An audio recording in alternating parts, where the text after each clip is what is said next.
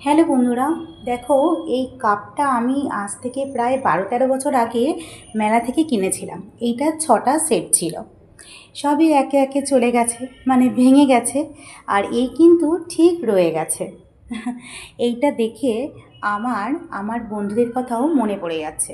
আমরা স্কুল লাইফে এরকম হই না, 4জন 6জন একসাথে, মানে খুব বন্ধুত্ব হয়ে যায়। আমরা এক বেঞ্চ ছাড়া বসি না, সব সময় একই টিফিন ভাগ করে খাই।